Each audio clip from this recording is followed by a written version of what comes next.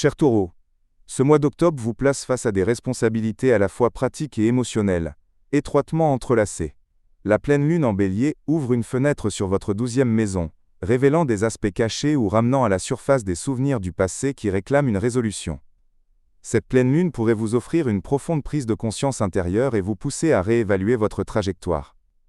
Le Soleil et Mercure en Balance illuminent votre secteur du travail et de la santé, vous rendant très occupé à organiser vos journées et à gérer vos obligations avec efficacité. Puis, alors que le Soleil et Mercure entreront en Scorpion les 6 et 23 octobre, l'attention se déplacera vers le secteur des partenariats. Vos relations, qu'elles soient amoureuses ou professionnelles, seront au cœur de vos préoccupations. Vénus, votre planète maîtresse, en Vierge jusqu'au 13 octobre, illumine votre 5e maison, vous offrant une énergie affective chaleureuse et des opportunités de légèreté et de créativité. Ensuite, son entrée en Balance vous concentrera sur le travail quotidien, vous incitant à transformer l'amour en une attention concrète et des soins tangibles. Quant à Mars, qui entre et transite en Scorpion, il réveille votre secteur des partenariats avec une énergie puissante.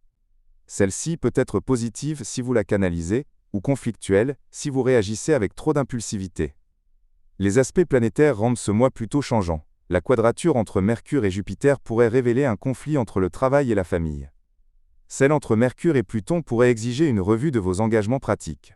L'opposition de Vénus et Saturne peut introduire une certaine froideur affective. Cependant, la fin du mois apporte des trigones positifs, notamment entre le 28 et le 30, vous offrant stabilité et opportunités de collaboration fructueuses. Parmi les défis potentiels, vous pourriez rencontrer des pressions pratiques et concernant votre santé, exigeant une organisation rigoureuse. Des tensions dans les relations avec vos partenaires sont possibles, surtout avec l'entrée de Mars en Scorpion. Une certaine froideur affective ou une frustration est également possible vers la mi-mois, ainsi qu'une tendance à l'anxiété ou à la rumination mentale sur les détails. Notre conseil pratique est le suivant: faites de l'organisation quotidienne une priorité pour éviter la dispersion. Affrontez les défis émotionnels avec franchise plutôt qu'en vous retirant. Méfiez-vous de tout élan financier soudain ou d'investissement douteux. Enfin, investissez l'énergie de la fin du mois pour accomplir des projets à long terme. Sur le plan sentimental, pour les célibataires, les débuts de romance sont prometteurs dans la première quinzaine avec Vénus en Vierge, apportant plaisir et harmonie.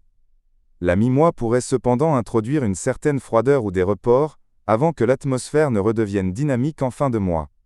Pour ceux qui sont en couple, le partenariat est sous les projecteurs.